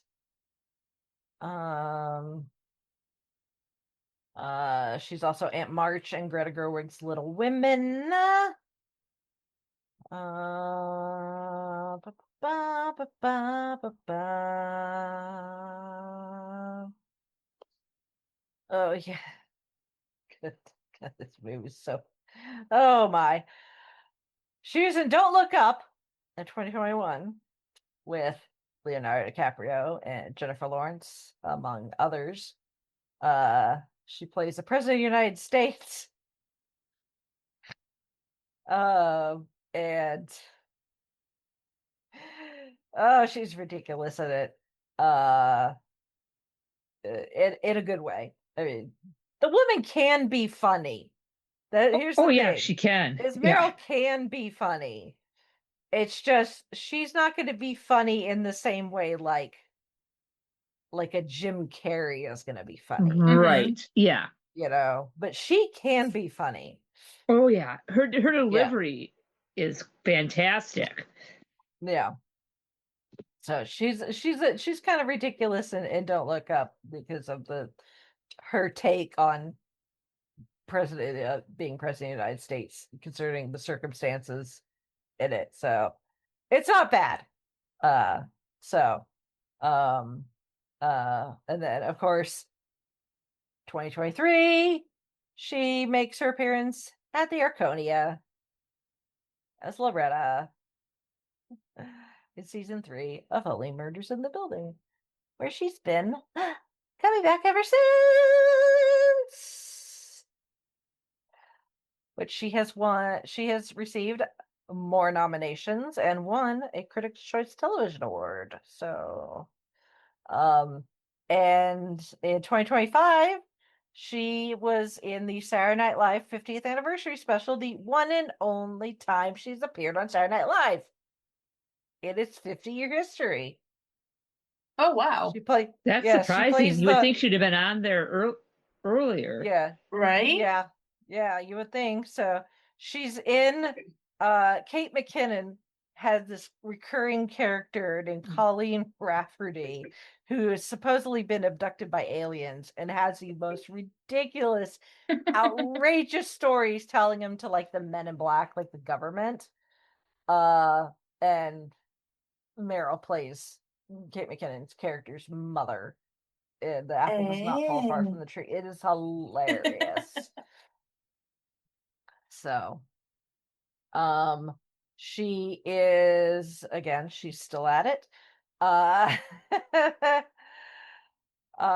She is voicing the Queen Butterfly in Hoppers, the upcoming Pixar film. And then, of course, she is returning as Miranda Priestley in The Devil Wears Prada 2, coming out this May. And then supposedly Cameron Crowe is working on a biopic about Joni Mitchell with Streep playing modern Joni Mitchell and Anya Taylor-Joy playing the Joni Mitchell of the 60s and 70s. Oh, that should be cool if they can get a script. Wow. So we shall see if that comes to fruition. So, and of course, on top of everything else, Uh, she her rendition of Mamma Mia, the song from the movie Mamma Mia, apparently peaked the recording, the cast recording. That particular track reached number 8 on the music charts in Portuguese for some reason. It got really popular on the Portuguese music charts where it peaked at number 8 in 2008. Why? I don't know. It also won the People's Choice Award for favorite song from a soundtrack. She also got nominated for a Grammy because of it. So she's also narrated audiobooks. She's a spokesperson for the National Women's History Museum, which I love to see that. And she's also a supporter of the public theater. She has established 2 scholarships for students at the University of Massachusetts Lowell, the Meryl Streep Endowed Scholarship for English majors, and the Joan Hertzberg Endowed Scholarship, named after her former classmate at Vassar, for math majors. In 2015, it was announced that she had funded a screenwriters lab for female screenwriters over 40 years old. Ooh. That is cool. That is very cool. Yeah. Da, ba, da, ba, da. Ba, ba, ba, ba, ba, ba.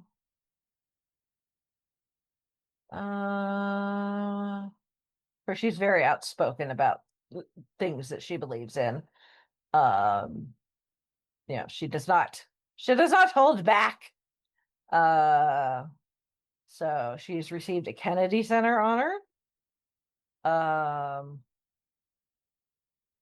And she has gotten the Presidential Medal of Freedom. She earned the Cecil B. DeMille at the Golden Globes in 2017. She's just so, you know,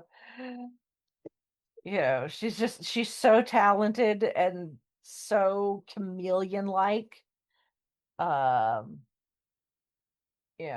far as being able to slip into all sorts of roles and accents and all sorts of things.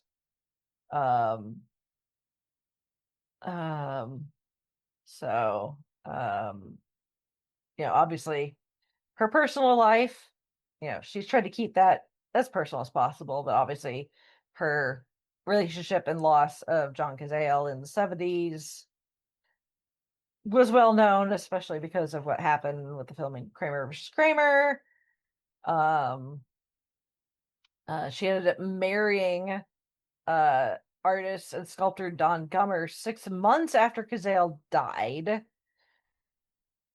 They went on to have 4 kids.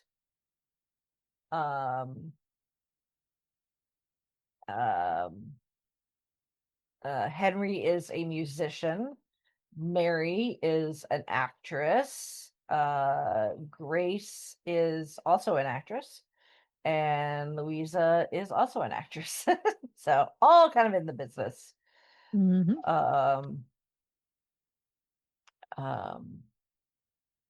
They bounced between Connecticut and Los Angeles for a while. And then 2023, it was reported that she and Gummer had actually been legally separated. They've been separated for 6 years, more than 6 years. They had last been seen together publicly at the Academy Awards in 2018. So, whether they are legally separated but not divorced. I don't know. Wikipedia does not say, but again, she tries to keep her personal life close to the vest, but supposedly she and Martin Short have hit it off while working together on Only Murders in the Building and may or may not be an item in real life. Martin Short himself is a widow or widower. And they see it, yeah.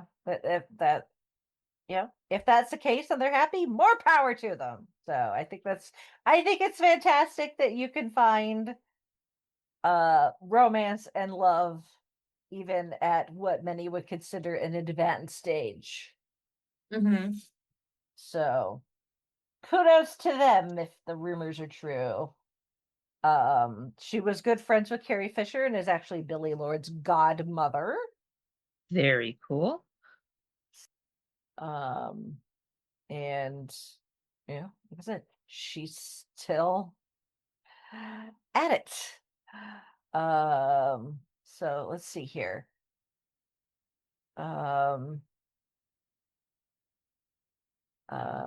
She is one of the few individuals to be nominated for both the Triple Crown of Acting, which is the Oscar, Emmy, and Tony, and the EGOT, although she is not actually an EGOT yet.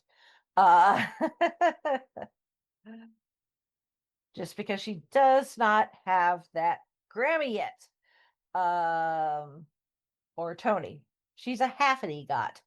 She is 50% an EGOT. She has won 3 Oscars, 2 BAFTAs, 9 Golden Globes, 4 Emmys, 2 Actors Awards, as well as a nomination for 7 Grammys and a Tony. She has a star on the Hollywood Walk of Fame, an AFI Lifetime Achievement Award, again, that Kennedy Center honor, an honorary Golden Bear, the Cecil B. DeMille Award, the National Medal of Arts, and the Presidential Medal of Freedom. She holds the record for the most Academy Award nominations of any actor, having been nominated 21 times. Woo! 17 of them for Best Actress. Since the first nomination in 1978 for her performance in The Deer Hunter. She's won 3 times for Kramer vs. Kramer, Sophie's Choice, and The Iron Lady, making her the 5th actor to win 3 competitive acting Academy Awards. She became the most nominated performer in the Golden Globe Awards history when her Best Actress nomination for Doubt and Mamma Mia gave her 23 in total, surpassing Jack Lemmon's previous record of 22. 3 years later, she garnered her 8th win for The Iron Lady, more than any actor, and received a record-breaking 30th nomination for Florence Foster Jenkins. With her 15th nomination for Florence Foster Jenkins in 2017, Streep tied with Judi Dench for the most nominated actor at the BAFTAs. Oh, for those that don't know, the Silver Bear is the award at the Berlin International Film Festival. So her getting a Golden Bear, big deal. She's got a Cannes Film Festival Award.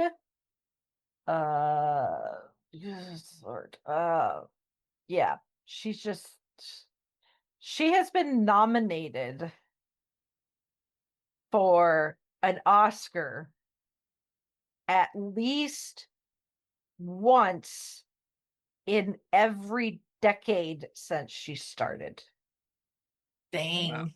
Wow. With her first nomination in 1979. Wow. She has been nominated 1, 2, 3, 4, 5, 6 times in the 80s.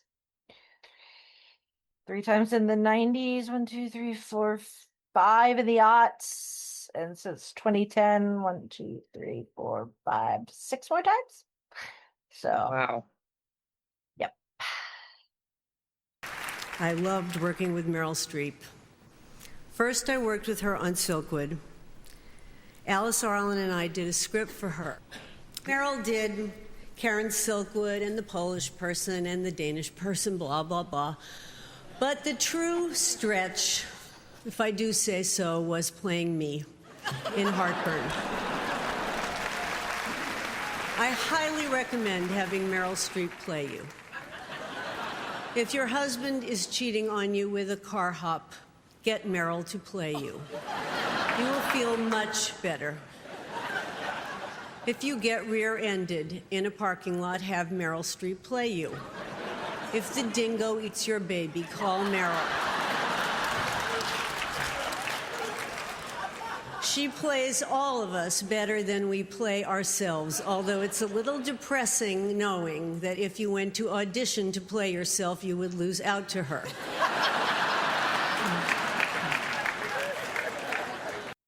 Yeah, she is a juggernaut.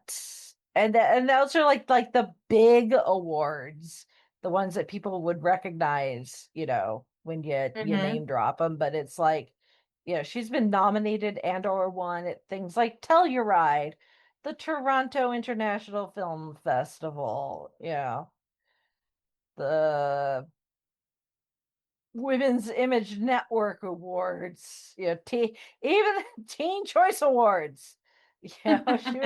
She was nominated for Choice Movie Chemistry for her chemistry with Anne Hathaway for The Devil Wears Prada.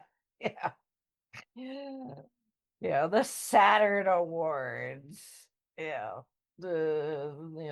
People's Choice, people know those are. So New York Film Critics Choice. So it's like the woman just is outstanding, and she's still at it. Right. That's the thing, is she is still at it. So, will she get that EGOT?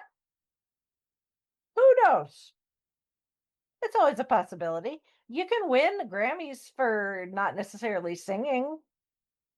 You get nominated for things like audiobooks and stuff like that. I'm pretty sure they give out Grammys for now. So, but yeah, I mean, she is really defied what a Hollywood would expect from someone like her.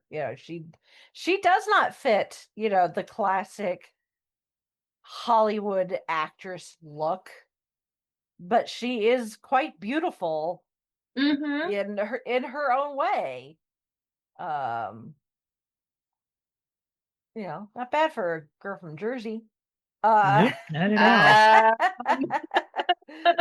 all.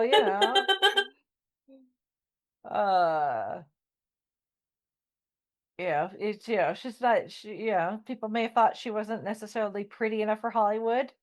Doesn't matter. She's knocked it out of the park. The awards and accolades speak for themselves. Right.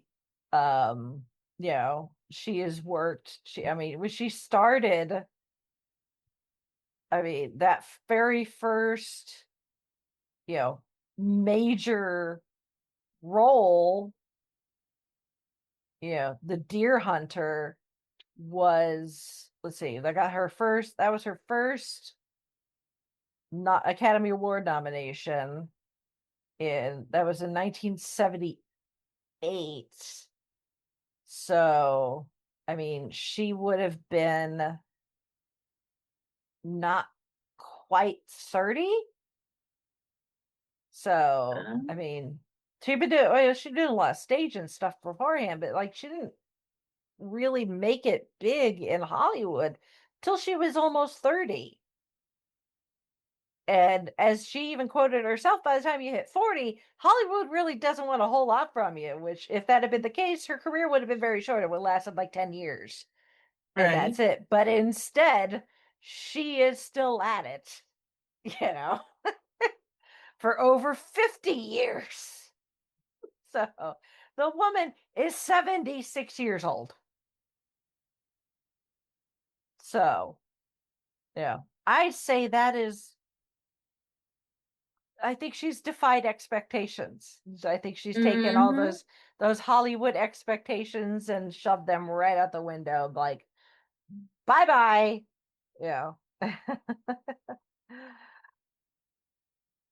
So, and like I said, I mean, not everything that she's done has been my cup of tea. There's stuff that I have not seen that I'd like to. There's stuff that I have seen that I wish I could get those hours back. I'm looking at you out of Africa. But it is what it is. Like I said, there's going to be a lot of links to Gold Standard episodes in this one. So, because she is so, she's so active and prolific.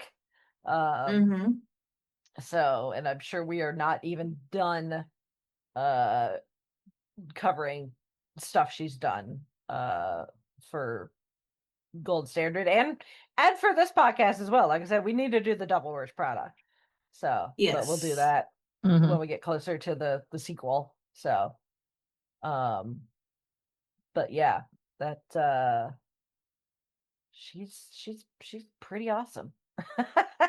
Yeah. That girl's got spunk. I like the cut of her jib. And I think considering that resume of hers, I think we're just gonna call it for just her. She is like she's like three other celebrities all in their own right. Yeah, I was gonna say she definitely that and I can't trust my Wi-Fi. So well, any other thoughts on Meryl besides how awesome she is? If you haven't checked out any of her works, do so. You're not going to be disappointed. Take your pick. She's got a exactly. little bit of everything. She's got range. She's got talent. She's got vocals. She's got the chops. Right. If you can't find a Meryl Streep movie you like, there's something I don't wrong. know what to tell you. I do not know what to tell you. Like she is so, and I mean this in the nicest way possible. She is like the potato of the Hollywood, utilized in so many things, can be made in so many ways. There's so many ways you can prepare a potato that will make somebody happy. Yes. And I mean that in the nicest way possible. Just in case she happens to hear this. So I doubt it. She's the Jill of all trades. Let's just put it that way. Yes, that too. So yeah, she is fantastic. So you're more shocked if someone said they haven't seen anything before. Actually, like no kidding. Yeah. No kidding. Oh, well, if any of our listeners want to give us their 2 cents about Miss Meryl Streep and what you think of her career, you have a personal favorite that you want to share, you can send us feedback just like Shalane. You can send us an email, fiveishfangirls@gmail.com, or you can go to our website, thefiveishfangirls.com, where you can connect with all of our podcast-related social media accounts and our individual ones as well, along with ways you can financially support us if you so wish, and links to things like Zip Club, if you want to join in our monthly Doctor Who book and or Big Finish audio. Oh, there's the other piece of news I forgot. Big Finish signed on Doctor Who to 2035. Our wallets are crying and cheering at the same time. Yep. Oh, Big Finish.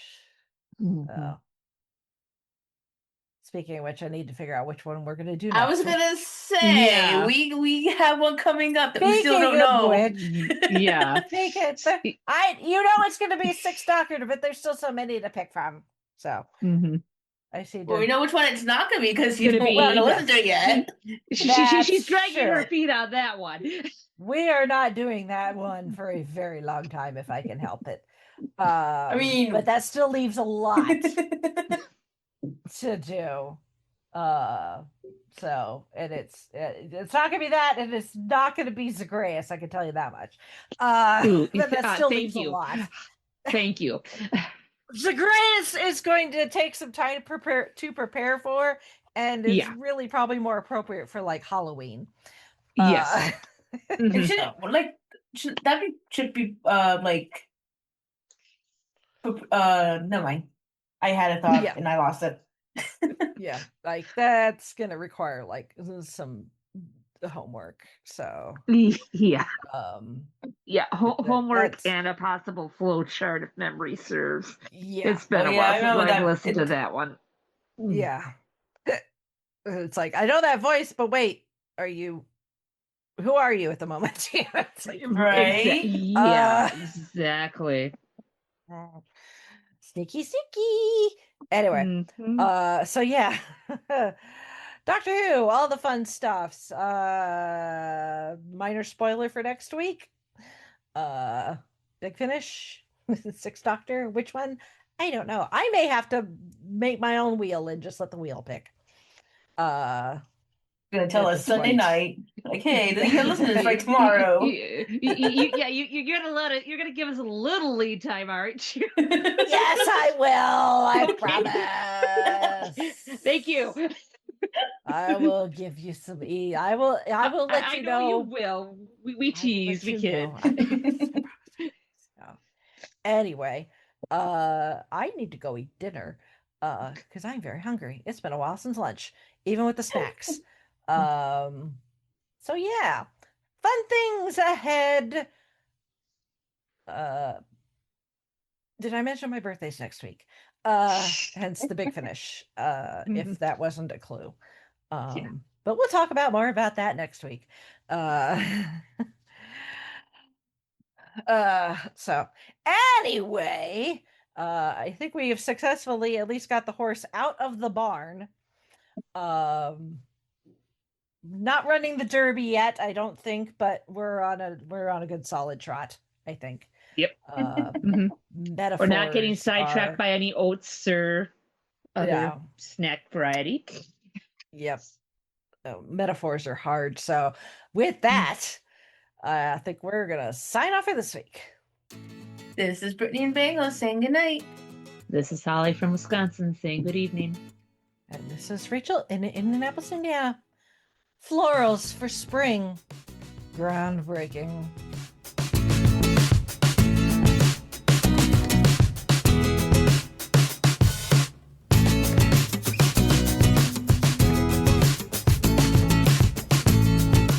Thank you, our Fiveish fam, for joining us on this week's geeky journey.